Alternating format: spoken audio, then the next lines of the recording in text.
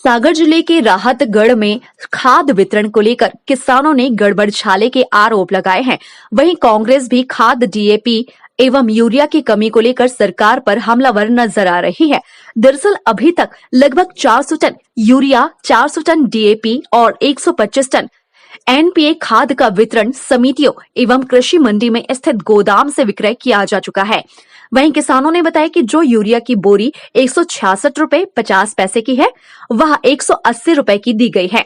वहीं अनेक किसान ऐसे हैं जो खाद से वंचित रह गए हैं, तो कहीं ऐसे व्यक्ति भी हैं जो भरपूर मात्रा में खाद ले गए।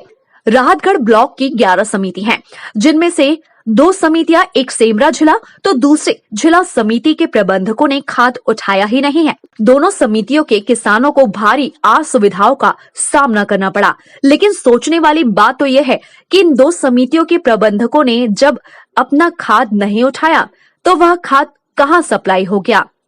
इस संबंध में गोदाम प्रभारी जयंत जैन का कहना है कि इन दोनों समितियों के प्रबंधकों ने खाद नहीं उठाया। गोदाम प्रभारी का कहना है कि दोनों समितियों का बचा हुआ खाद मैंने मसूर हाई और फुटकर गोदाम से विक्रय कर दिया है, लेकिन मसूर हाई समिति राहतगढ़ ब्लॉक में नहीं है। फिर भी मसूर हाई समिति को खाद वितरण कर दिया गया, जबकि खाद की मारामारी क्षेत्र में अभी तक बदस्तूर जारी है। एनपीए का 125 टन आया, लेकिन वह भी अभी तक कुछ समितियों में ही पहुंच पाया है। आखिर समितियों में खाद क्यों नहीं पहुंचा? एनपीए खाद के संबंध में कलेक्टर एवं कृषि विभाग के आदेश थे कि इसको समय पर किसानों तक पहुंचाया जाए, लेकिन कुछ किसानों को छोड़कर सभी किसान एनपीए खाद से वंचित हैं। साथ ही किसान कांग्रेस के जिला अध्यक्ष विजय सिंह लोधी ने भी खाद की कालाबाजारी के आरोप लगाए हैं कि खाद वितरण में कालाबाजारी हुई है। खाद किसानों की जगह बिचौलियों को अधिक बेचा गया, जिससे किसानों ने औने पौने दामों में मजबूरी में खरीदा। अपने पास लगभग 400 टन डीएपी आया था, जो सब वितरित हो चुका है। यूरिया आया था 400 टन की लगभग, वो भी वितरण हो चुका है। और अपने पास अभी कुछ भी शेष नहीं है आज की तारीख में। यहाँ से भी नगद विक्रय होता है, समितियों से आरओ पर जाता है, समितियाँ वहाँ से वितरित करती हैं किसानों को। अपने यहाँ से राहतगढ़ से मतलब टोटल 11 समितियाँ जुड़ी हुई हैं अपने डबल लॉक से।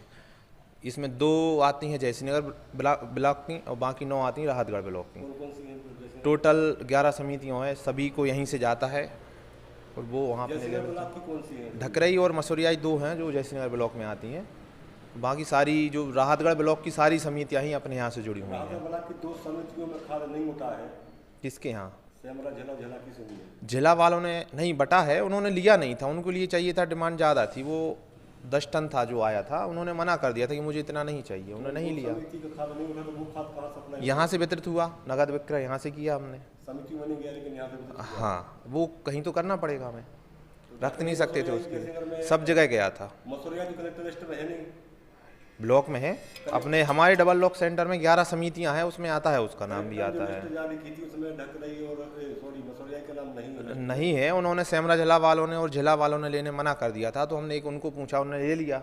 उनकी भी डिमांड थी अपने पास। आपके पास थी तो मतलब ये आपके यहाँ से सप्लाई होगा मसूरिया के? हमारे यहाँ से ही होता है सप्लाई। आदेश से हुआ कि आपके यहाँ से? हमारे यहाँ जब वो डिमांड भेजते हैं वो डीसीसीबी जो बैंक होता है, सहकारी केंद्रीय बैंक, वहाँ से हमारे यहाँ डिमांड आती है, हम उनको सप्लाई देते हैं। मतलब अपने यहाँ से जो बैंक होता है सहकारी बैंक, उसके थ्रू ही हमारे यहाँ सप्लाई आती है। वो सारे बैंक समितियाँ उन बैंक से जुड़ी होती हैं। नहीं, मेरा कहना ये है कि जो समिति जैसे अपने ब्लॉक से बाहर की है तो नहीं, वो ब्लॉक से बाहर की हैं, लेकिन हमारे लिए है, हमसे जुड़ी हुई हैं। जो डबल लॉक सेंटर है उनका यही लगता है। जयश्रीनगर में क्योंकि सेंटर नहीं है, तो उनके लिए माल देने के लिए रिस्पॉन्सिबिलिटी हमारी ही है। डिमांड तो अभी बहुत है, लेकिन अब स्टॉक ही नहीं है तो क्या करेंगे। एनपी के अपने पास टोटल हुआ है 125 टन की लगभग। कितनी समिति में गया? सभी समितियों में गया, जहाँ जिसने डिमांड की जितनी। कई समिति वाले ऐसे या डिमांड आई होगी तो स्टॉक नहीं होगा तो कहाँ से देंगे अपन? जब स्टॉक होता है तो पर्याप्त तो सबको देते जितना माल हो अपने पास। संभावना है अभी तो अब रैक आएगी, जब सागर से ही आएगी वो, तो अभी रैक की कोई ऐसी संभावना है नहीं। अभी कल परसों आई थी, 3 दिन पहले यूरिया की, आईपीएल यूरिया की रैक, तो वो भी हुआ था, आया अपने यहाँ से ही वितरित हुआ और समितियों को भी भेजा गया।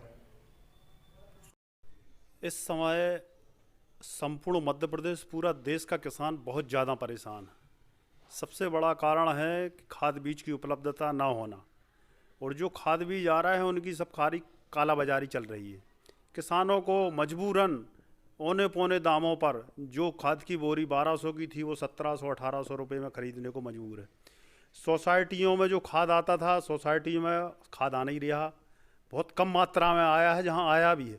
कुछ सोसाइटियाँ तो हमारे राहतगढ़ क्षेत्र की ऐसी हैं जहाँ पर खाद अभी तक उपलब्ध ही नहीं हुआ, जैसे झिला गांव, झिला सोसाइटी में एक भी बोरी खाद नहीं आया।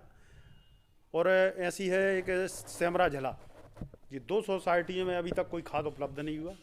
किसान बेचारे मजबूर हैं, इधर उधर भटकते फिर रहे हैं, औने पौने दामों पर खाद खरीद रहे हैं, और जो दुकानें हैं वो सब दुकानदार हैं वो सब कालाबाजारी कर रहे हैं। जो 1200 की बोरी वो 1700 में बेच रहे हैं, वो मजबूर में किसान खरीद रहा है। वही कंडीशन है इस समय यूरिया की है, यूरिया भी तो उपलब्ध नहीं है। यूरिया तो ना दुकानों पर उपलब्ध है ना सोसाइटियों पर उपलब्ध है।